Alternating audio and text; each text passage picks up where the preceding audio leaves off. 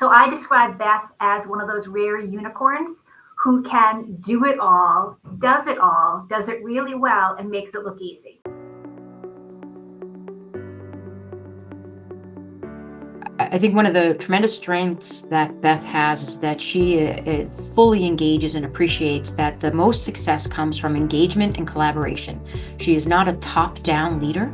I would describe her as a servant leader. There's nothing that she is asking of her team to do that she hasn't done herself, and wouldn't support or do in some way, shape, or form. And that's really critical because it allows people to develop themselves unique to their own skills and unique to their own personality.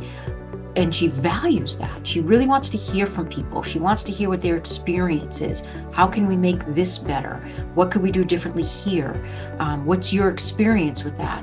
And so she doesn't at all engage in, from what I've seen, any type of style that sort of says, you will do blank. She is very much in the, how can we help this be better? What do you see? And from what you see, what should we do? And how do I get you the resources you need to get there? I think that she takes her job very seriously as a leader and knows that part of her job is to make sure that her teams have the resources they need to do their work. And she respects that and looks to hear and looks to get feedback from people about what's next. What do we need? Beth's a strategic thinker. She's a collaborator, and she recognizes that in order to meet the greater good, it really does require bringing people together and to really address a whole host of needs for individuals. I am extremely grateful for Beth. I'm extremely grateful not only for her skill and her brilliance and for sharing all of that, but for her support and her guidance. I think that we don't often acknowledge or express gratitude for the amount of work people do just to help you get along and just to help you be as successful as you are. I feel like she's really contributed to my success, and I didn't have to ask for that. She just did it.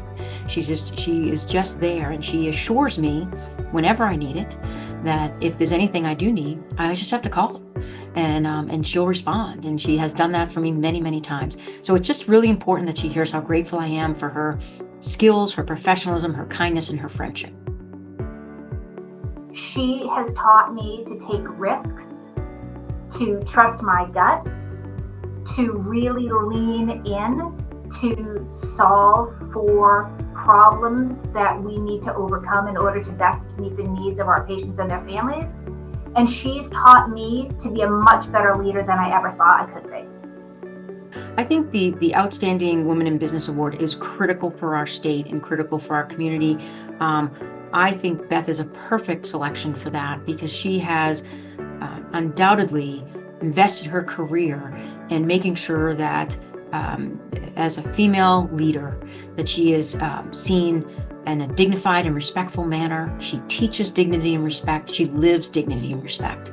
And she is one that holds people accountable to that, but is also really flexible about how she can engage others. I mean, she understands that these are relationships that are built, and there's things that people need for support. There's also things that people can do for her, and she embraces the opportunity to learn as well. She is understanding her role is here to serve the greater community, not just Granite VNA, our patients, their families, and our employees, but really the community as a whole. And so she thinks about the other needs of the community as well, whether it's affordable housing for seniors or nutritious meals, wellness for people who are trying to age in place. She really does understand that her role is part of the fabric of the community to really serve the community. I think she's a great role model for this, and I'm really excited for her to receive this award. She's really teaching others about what it means to be a woman in leadership.